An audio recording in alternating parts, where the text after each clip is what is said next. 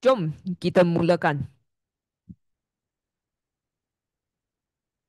Lepas tu nak terima kasih kredit kepada Cikgu Nasadilah yang buat template ini.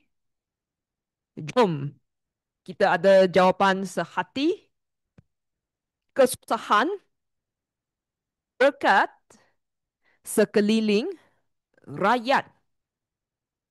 Malaysia merupakan negara yang mempunyai rakyat berbilang kaum dan hidup secara bersama, sehati sejiwa.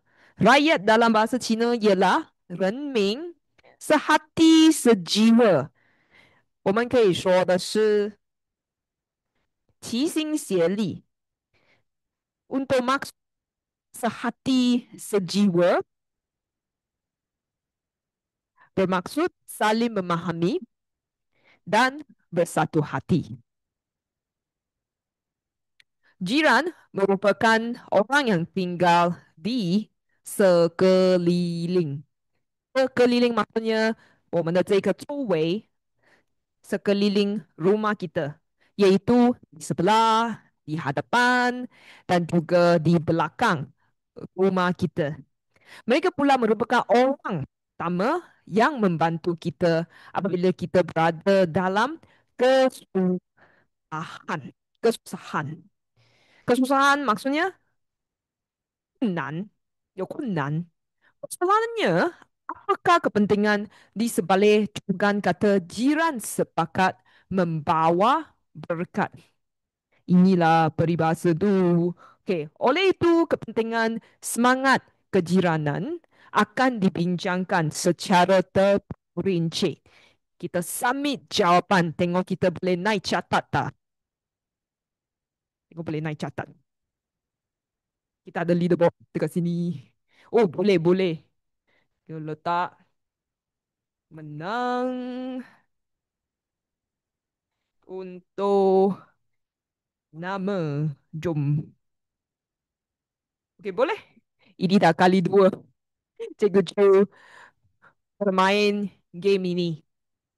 Okey, kita ulang kembali pendahuluan ini. Cikgu Chu nak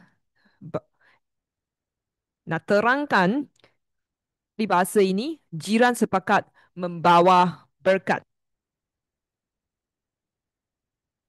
Di bahasa Cina, kita boleh kata 邻里和谐，福气自来。Berkat maksudnya luck, maksudnya 福气或者好运。Okay? Kalau nak maksud details untuk jika sepakat membawa berkat, jika jiran hidup dalam keadaan rukun, tolong menolong dan berpakat, maka kehidupan kita akan lagi laki, akan membawa nasib bagus kepada kita. Okay? Maksudnya kebaikan akan datang. Jadi itu saja daripada Cikgu Chu. Terima kasih murid-murid bermain bersama dengan Cikgu. Lepas tu Cikgu akan namakan video ini dengan nama Work War Bahasa Melayu episod 1. Itu saja daripada Cikgu Chu. Sekian terima kasih. Salam sejahtera.